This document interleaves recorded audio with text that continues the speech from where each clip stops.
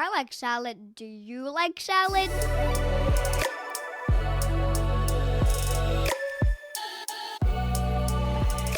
Hi, I'm Ho Shun Ho. I'm living in Vancouver, BC, Canada, unceded territory of Musqueam, Squamish, and Tsleil-Waututh nations.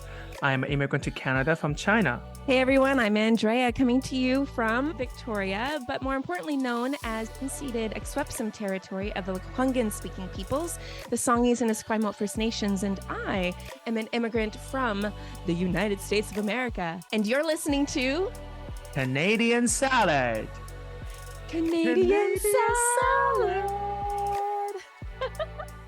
Welcome back, everyone. Another week, another episode. Welcome back. Welcome back. Yes. So, how are yes. you, Andrea? It's been a week. How are you doing? It's been good. It's been dark so early. And so I feel like the sun, especially on a cloudy day, I mean, you know this more coming from Vancouver, where there is more clouds than on the island. That is true. And the sun does like to hide a lot. So I think I need a sun lamp. How are you? Exactly. I am doing okay. I mean, Vancouver rained 3 times more than Victoria. I don't know whether you know that. It does. So, ew.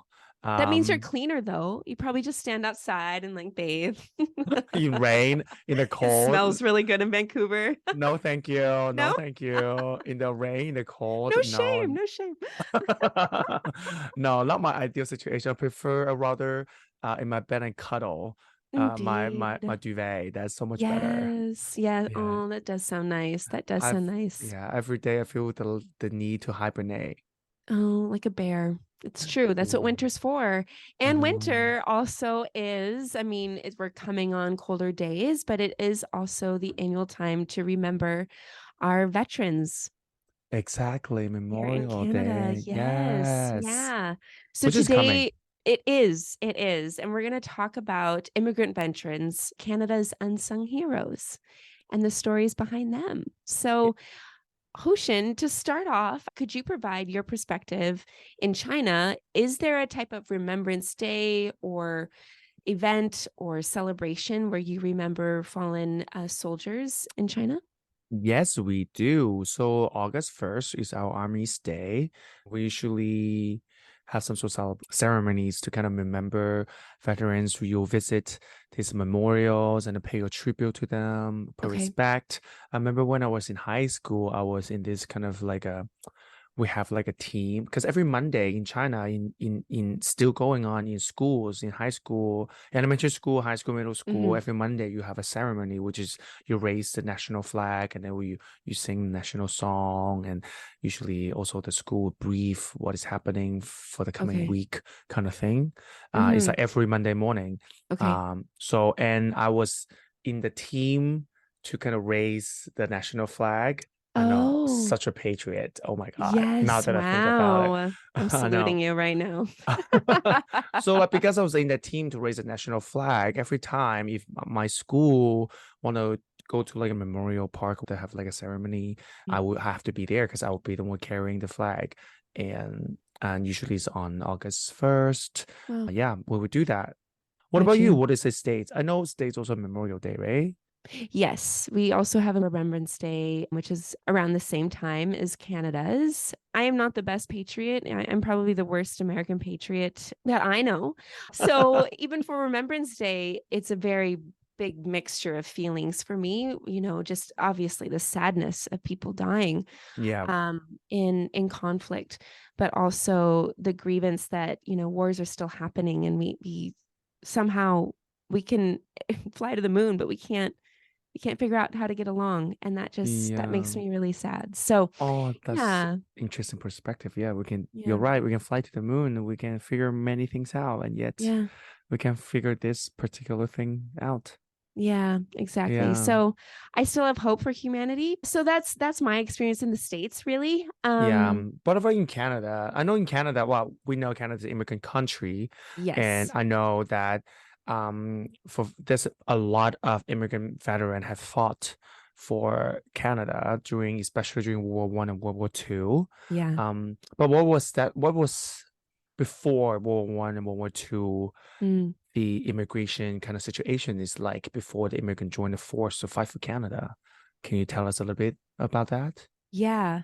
We alluded to some of it during our podcast about Chinese immigration and Yes, Chinese we did. immigrants, right? And so the tone in Canada was very much, we will racially profile immigrants who come here because we only want specific ones who speak Yes. English and Yeah. who are white. So migrants from Britain and the US, right? So Canada had this kind of scene of discrimination, of course, against Indigenous people. We know that, against Chinese. There were, in around 1914, there were Sikh migrants who wanted to come to Canada. And yet, after some conflict with the Canadian Immigration Police and confrontation, the Sikh migrants being charged high amounts of money, they were finally able to come to Oh, Canada, right? So, and there were even Black immigrants from the States wanting to come to Alberta. And there was very much this opposing idea that we can't really have people who aren't white. So immigration was really ugly in many ways in yeah. Canada. And with the people that were here, that were immigrants, they were facing extreme discrimination from Canadian government and the Canadian society at large. That is, yeah, I think that's in that time, especially that's kind of the theme among many Yes, countries too. I know in the States right, also that right. had a lot of harsh kind of criteria of what kind of immigrant they Yeah, let in. And but right. Canada is definitely part of that. Absolutely. Yes, Yeah. yeah, yeah. There were immigration laws at the time, and they never specifically were written to say that, well, we shouldn't discriminate against immigrants who are of a different color or of a different language or from a different country of origin other than Britain or the US. Hmm. But it was an understood, almost kind of this gross gentleman's agreement where Hmm. Hmm. everyone has the same standard of what is an appropriate immigrant. And Hmm. so those are the people that we want, and we can enforce laws, hide it under things, call it maybe, oh, well, you can't immigrate because of medical reasons, right? Which is what they did to Black Americans who wanted to immigrate to Alberta to help with Hmm. agricultural growth and railway and things like that. Canada, in some ways, is very polite on paper, but when it comes to in action, she shows her true colors. And unfortunately, at the time before both of those wars, this was the scene. This was the sentiment. Immigrants were not highly favored if they were from anywhere but Britain or the US. Yeah, I think we mentioned that also in the Chinese immigration episode that even after World War One, even though there was like I remember 200 Chinese joined the force in World War One, but then Mhm. even after that, the immigration policy towards Chinese even actually tightened. Yeah. They didn't Yeah. actually loosen it up to kind of, oh, the Chinese join the force and fight for our country. We should like welcome them more. That didn't happen. They eventually actually kind of opened up more of the Chinese immigration after World War, which we'll get into that maybe We will. later in the episode. Yeah, But we yes, will. you're absolutely right. Like even after World War One, it was still not very pretty No, for no, there many was a immigrants. long, yeah, long road ahead. I learned this about Sikh Canadians. Many Sikh immigrants had earned these honors, these military honors for battles that they had done. They were considered very honorable people, even in Hmm. Hmm. Britain. Hmm. And when they immigrated to Canada, Canada treated them very differently than Britain. They were stripped of their right to vote when they came Oh, here. yeah. And then in 1908, all South Asians were barred from entering Canada.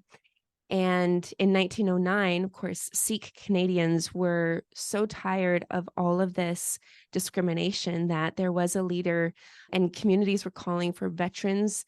And this is a big thing for Sikh Yeah. veterans to do, but they were calling for all Sikh veterans to burn their uniforms and their commemoration letters and discard their military medals because they felt such disgrace from the government that said, we'll accept you, but didn't, and completely Oh, treated them unfairly and terribly.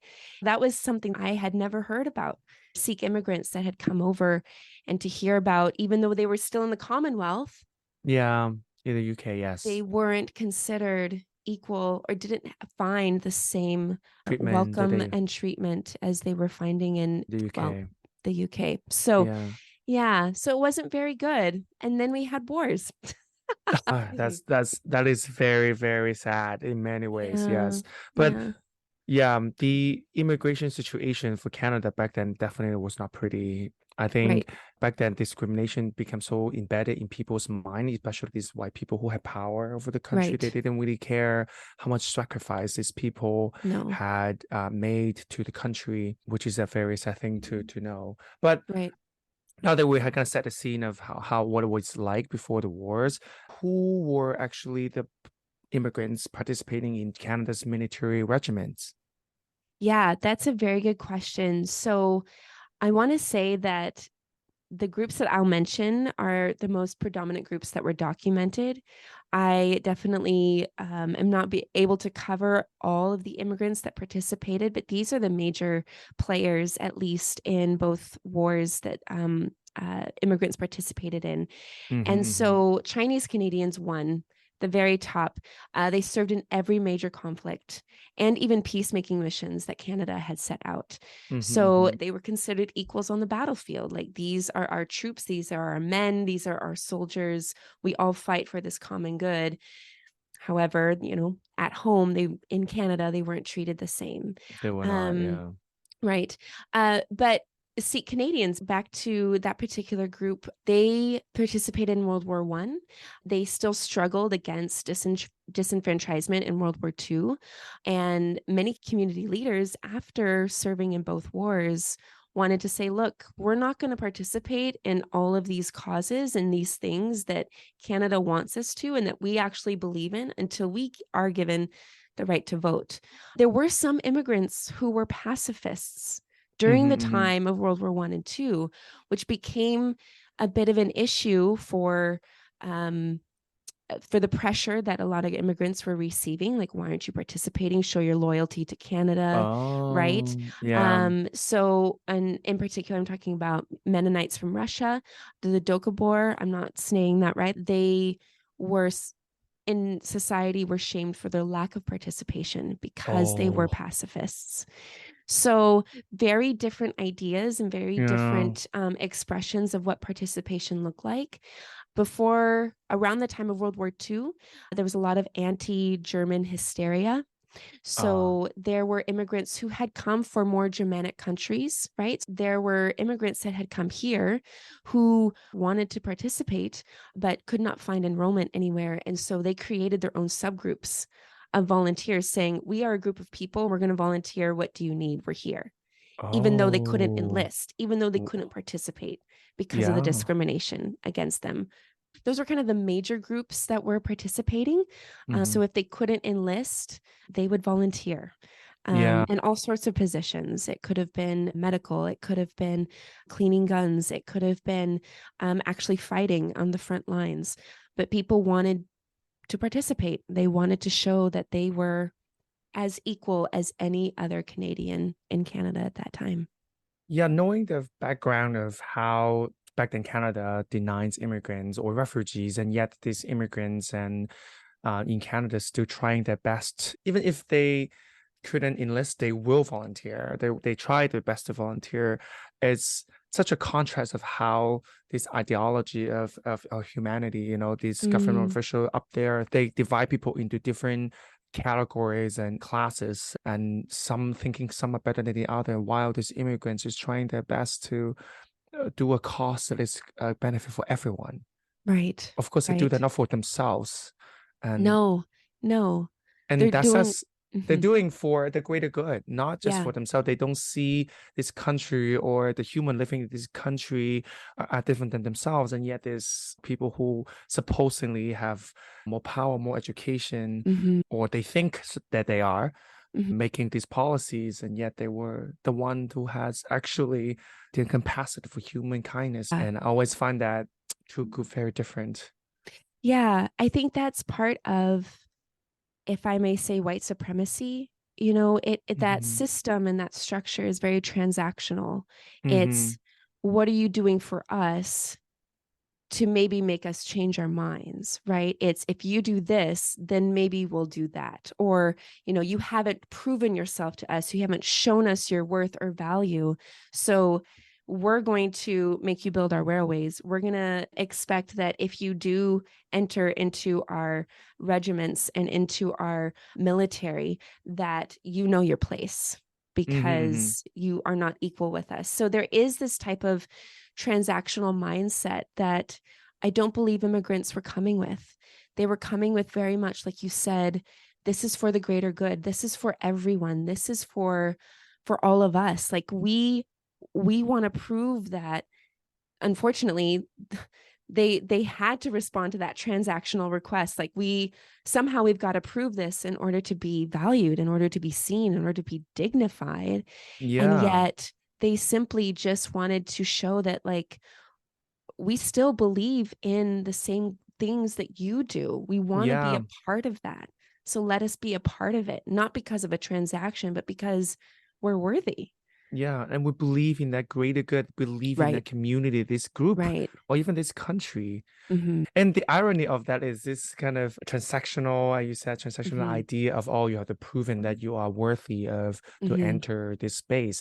But that space was taken from indigenous in the first place. It was not their place at first. Exactly. Yeah. It is a huge log of hypocrisy in our history, but also within the structures of white supremacy or colonialism, right? And so it is making up rules as you go, and then making sure that anyone else who doesn't look, breathe, speak like you stays at the bottom. So it floors me. Honestly, Hoshin, it floors me that after everything that many of these groups experienced and faced, still participated. I mean, we talked about Indigenous people participating in the war as well. So it is incredible, because honestly, I don't know if I would have that same heart after being hurt and mistreated so badly. And not just me, but my family and my family before me and my friends and my cousins and, everyone, right? Yeah. So I think so too. But I think, as you mentioned, like because of this kind of white supremacy, transactional expectations for them to, if you want to join us, you have to prove in it. I think, would you think that's why many of they participated in the wars?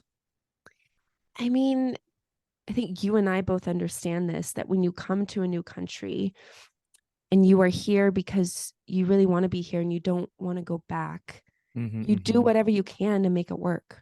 Yes, absolutely. You want to survive. You want to make sure that nothing happens. You don't get in conflict with the law. You lay low. You put your head down. Yes, sir. No, sir. In some ways, that's the way that we establish ourselves and survive in this new land when we know that we're not safe. And so I think for many of these groups, participating in the war was a means of, like, you want us to operate this way? Like we'll demonstrate that we are worthy, reliable, trustworthy, strong advocates, fighters with you in this. Yeah. For many, specifically even Japanese immigrants, Chinese immigrants, they were participating for equal rights. Yeah. They were participating because they were denied so much before. It was like, okay, we've already given our lives on the railway. You've already deported most of us back to Japan. You've interned us. You put us into these internment camps and confined us. Okay, we got to jump over more hoops and go through and do more things to prove to you that somehow we're worthy in this. I mean, I see it as a matter of survival and a means of I think rising above that transactional thing and saying, this is what you want, but we know that we're worth more than this transaction, and we're going to demonstrate it. If you don't recognize that, we know that our families and our communities will recognize that, and we'll see the honor that is already there, whether or not the system or the state will. Yeah.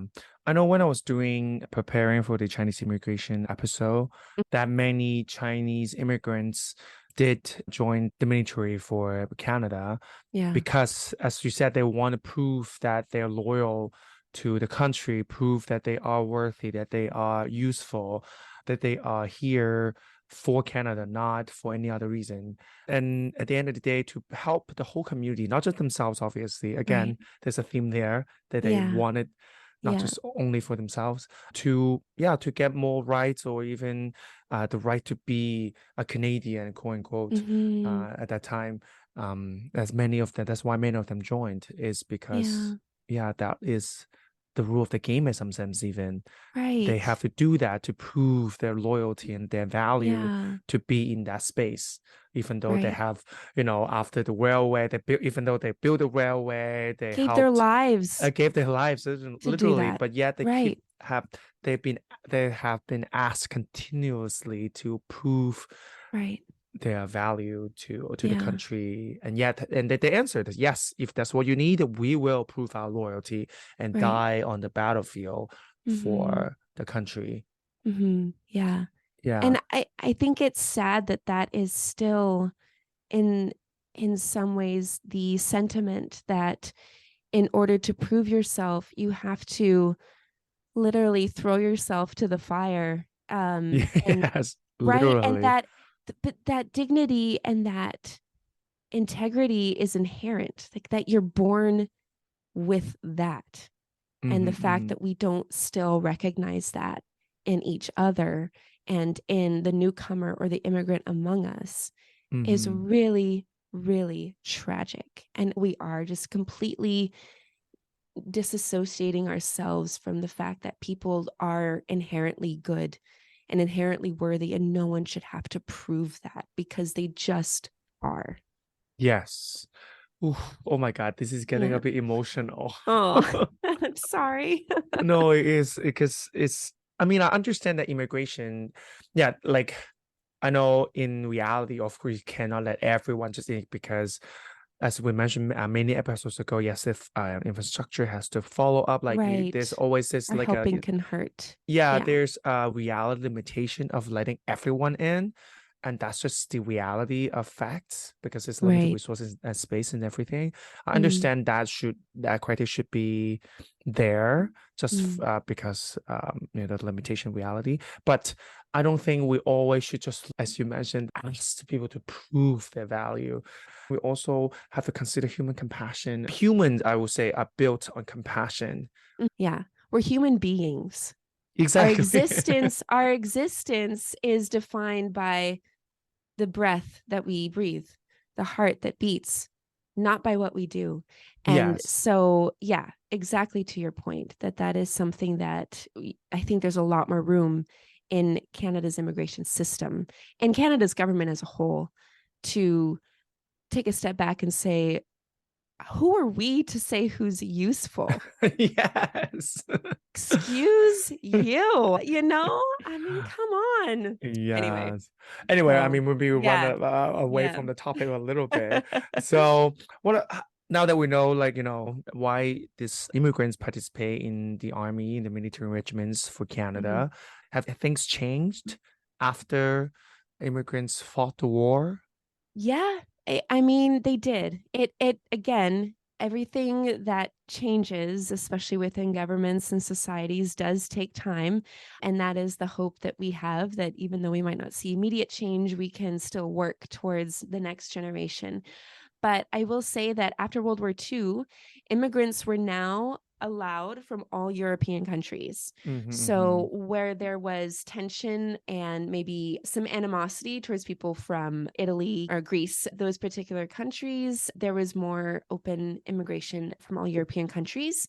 There were lots of human rights reforms. So, of course, our immigrant groups of people, beautiful, wonderful people, were pushing and advocating for human rights reform. And so it was until 1971 that we start to see immigration policies change. And the majority of immigrants to Canada beginning in 1971 were of non-European ancestry, which is incredible. Which is And great, that, exactly. which is still the truth of today's immigration stats too, that majority of immigrants coming to Canada are from non-European countries. Sikh Canadians would wear their turbans. That is a cultural piece that they wear, and they weren't allowed to wear those in the during force. combat in the forces, in the military. Canada lifted that ban on them wearing their turbans in 1986. Yay. Yes, yay. I was 5 years old. That's how, like, I think people, it's easy to say, well, that was so long ago. That was so long ago. We're so much better. Yes, we have done great things. We have made some great changes. But a lot of things that we've seen happen are still well within under one generation. Yeah. And so that legacy is still something that we have to be mindful of and continue. I think it was you who said in your second episode, Hoshin, as not only an immigrant, as a man from the gay community, advocating for your rights and making sure that those rights are in place are still the forefront of your mind, that they're not something that you take for granted. No. All the rights that immigrants have obtained in the past 50 years are something that no one takes lightly and understands that these could be taken away just as quickly as they were in Yeah. the past. I agree. A sentence you mentioned, it's been so long ago, we have been so much better. I think that is a sentiment that it can be dangerous. It Right. really just maybe take one prime minister, one party Exactly. that can reverse that overnight. Mhm. I mean, we have seen it in the States as well, like, Yeah. women's right on abortion that will just Right. overturn quickly Mhm. within, as you said, within one generation it reversed. So Yeah. we should never take this lightly and never take for granted. And in every day, if you are at the right to vote, at age to vote, especially that, you should keep that in mind, that you should never take any right that you have for granted. Exactly. Yeah. Mhm. I'm glad things have changed. I mean, this discrimination law, of course, should not be there in the first place, Right. but we are all happy that it had changed. And even though the path to change has always been very, very, very not smooth, Mhm. we're here now. And Mhm. all we can do nowadays is to, appreciate what we have and Mhm. never take it for granted. And hopefully we all can help Canada, Yes. but keep Canada in place, never Yes. Keep her derail. accountable and keep her doing Yeah. better.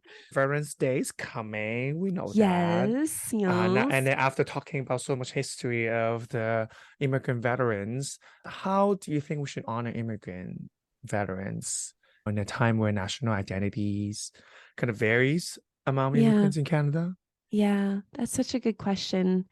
I'll give my kind of response and I'll let you two, Hoshin, provide an answer. I think learning the history is one huge step. Yes. I will say that coming from the States and, a state that does export war, in my opinion, does that. Yes. That also glorifies the military and elevates it. If you look at the budget for the US military, it is higher than many countries combined. I believe it's the highest in the whole world, if I remember that data there you correctly. go. Yeah, exactly. And so when I came to Canada, to be honest, I saw everyone's poppies and I thought, oh, well, that's nice that they're remembering, but I am so torn when it comes to these specific war remembrances and remembering fallen people, because I don't believe in the war, but I also grieve that that was a human life that was lost. I'm so amazed and I'm so humbled, and I want to remember them. I want to remember the ones that didn't get rights right away. I want to remember the ones that were denied benefits or were denied wearing things that signified who they were. So I think learning the history is a huge thing for us as immigrants, as Canadians, that we can do to honor immigrant veterans just as much as we honor Canadian-born veterans. How about you, Yes. Hoshin? I definitely agree with that, learning the history part, because I always believe that if we have that in our back of our mind, that also will always inform us to make better decisions in terms of who to vote and what to do. And it gives me a guide of in general what to do with my life, what to do with my time, with my effort, what to say, who to appreciate, what to appreciate. So I think that is very important. And the second thing I want to mention is maybe go to a memorial park, pay your tribute in any way you can. Because I think sometimes just keeping a thought in your mind, sometimes remembering as a collective also can, as you mentioned, humbles you and helps you to appreciate what you have today, that you're alive today because of all Yeah. these people, especially if you're immigrant, that Mhm. you're alive and have rights today because of Mhm. veterans has died for you in many ways. Mhm. Yeah. That's why you enjoy what you have today. So I think keeping that in thought in mind, and go to maybe Yeah. a memorial park and to pay tributes, or even maybe you can join a ceremony as well. Mm. I think it definitely can help you to ground yourself in your humanity as well. Yeah. And I Mhm. think that's something we all should do. And also will recommend everyone to volunteer. I think just sometimes Yes. put your time to, Yes. like Yeah. I know Federal Affair Canada, for example, and every Right. major city has that. So just They go are. Yep. to go on their website. Legions. Yeah. Exactly. See what you can do. Mhm. In regions close to you. And I know there's Right. even some immigrant veterans associations. I know there's like a Okay. Vietnamese Yeah. veteran association center, I believe in Vancouver, for example. So you can also Okay. look into those, see whether Yes. you can help, Yeah. do Absolutely. something with your Mhm. time, or if you don't have time, maybe give them, money. Yeah, no, a lot of veterans are in the front of grocery stores now and taking donations for poppies, and so all that money does go to support veterans and all the supports that they need, helping with mental health, PTSD, so many things, right? So Exactly. great ideas. So Yeah, yes, there's so many things you can do to show that you think of them, that you honor them, that you appreciate them. yeah, And we should exactly. all doing that. That's why this day is here for us to do so. Yeah, and that's why we're doing this podcast. So thank you. Thank you, immigrant veterans. If you're listening, thank you for everything that you've done in spite of everything that you had to work through and to fight for. It's an Exactly. incredible honor to know that you have all done that for all of us. So Yes, thank you so much. yeah. Yes, great human spirit here. That's That's right. great That's right. demonstration. Here, that's right. And we're going to follow up with that human spirit with a pop quiz. Can we do a pop Yay! Oh, quiz? love that. Yay. For those who's new to our podcast, this is a Yes. part that each of the hosts will ask each other questions that we are not prepared for, that we don't Yeah. know previously. I have no So idea. yes, Mm-mm. I have no idea what question you got for me as well. Right. And which makes it fun and exciting. Yes. So Dramatic. We what's haven't always cried dramatic between yet us. because we've lost, but I think I'm keeping a tally. I think you're winning, Hoshin. I think you won Really? most of the quizzes. Yeah. Oh, really? Oh my God, Yeah. shocking. But Yeah. not No, really. it's not though. But so I will let winner chicken dinner go first. Oh my God, chicken dinner. Yes, love Yes. chicken dinner. So, of course, it's veteran. So my question, of course, is about Canadian veteran. Indeed. Yes. So in the major immigrant veteran groups in Canada, which Yes. I mean like Asians, African Americans, which African descent, and Latin Americans, which group you think has takes a majority? Asians, which includes South Asians, sorry. I into Chinese. misunderstood. Yeah. Okay. Asian group The means South top Asian. of those. Sorry, Yeah. my bad. Yes, South Asian. Also, Oh no. Okay. that's I got it Canada, yeah. wrong. But you're right. Like in veterans, black Canadians is top, but then also South Asian Chinese. Second is South Asian. Third is Chinese. So if you combine up, they're both Asians. They are way Sure. higher. Sure. So Yeah. based on my question, Asians, Black Americans and Latin Americans, and Asian takes the crown. They take Asian. Yeah, they do. They do. They They are make the up most of the veterans. veterans. Yes. Yes. I do have a question. In what year did Mhm. Canada adopt the use of the poppy to Which- remember veterans? What year was Wow. that? That I didn't prep. Good job, Andrea. I didn't even know that. 1949. No. Uh-oh. After Before that. Mhm. But World War II ends in 45. It cannot be more than that. So they used Well- poppy before World War II? Mhm. Oh, interesting. 1938. Ooh, before that. 31. Before that. What? Oh my God. No, I give up. I didn't know. 1921. 21 or 31. Yes. Okay. So this is from the War Museum website, warmuseum.ca. And in 1921, the Great War Veterans Association, the largest of several Canadian veterans groups, because there were wars before World War One and One. Two, right? Because you Yeah, that had the is war true. against the states. Well, not against, but in defense to keep the Stay Americans out. looking away. Yes. But they adopted the poppy as a symbol of remembrance. The poppy was worn on the left lapel and close to the heart to recognize the sacrifice of soldiers in times of war. They were initially made by disabled veterans, and the Oh, proceeds of sales then and now go towards funding veteran needs.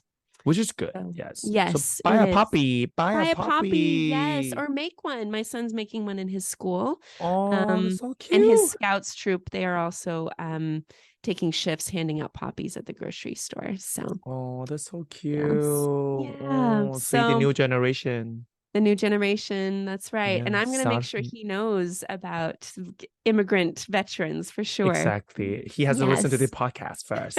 He does. Listen to mom. So Hoshin, do you want to give us a preview for our next episode? Oh my god, next episode is one of my favorite things to talk about. Okay. What is Okay. it? We're gonna talk about sluts. Oh my goodness. Okay. This Scandalous. is exciting. Scandalo. We're gonna talk about And sluts. We'll Yes. we'll do a brief disclaimer. If you normally listen to this podcast while you're preparing dinner and your kids are in the room, maybe choose to listen to the next episode maybe when they're in bed or in your own car without kids. Your discretion, really, but but we're going to be appropriate, of course. Yeah. and Or make sure they ethical. listen, because you need to educate the new generation. True. Because slut is just a word. You can interpret Yes. any way you want it. It can be used a very positive way too. That's Yeah, true. because I Yeah. personally do not like the negative connotation of that word. Okay, so this will be Yeah. a good episode for me to be challenged and to reframe my thinking. But also, I'm really looking forward to this conversation because I know it'll be very awkward for myself. But awkward is good. That's how we learn. So Yes, being uncomfortable means you're out of the comfort Yes, zone. That's how you learn new yes. things. Exactly. And practice makes permanent. The more you practice being uncomfortable, the easier it is to be. And then you can have conversations and not get all, reactive. And Exactly. exactly. So, Yes. Look all at you, right. Andrea. Applause to you. I know. Yeah, okay. You can send your flowers. So we're going to let you go. So thank you Yeah. for listening and being a part of this conversation, and enjoy the remembrance and honor of veterans in Canada. And we will talk to you next week. Yes, we'll talk to you next week. Remember to buy a Okay. puppy. That's right. Bye. Bye. Bye. Bye. Canadian Salad is written and produced in British Columbia, Canada by Hoshin Ho and Andrea McCoy. Theme music is by Naver Avetyan from Pixabay.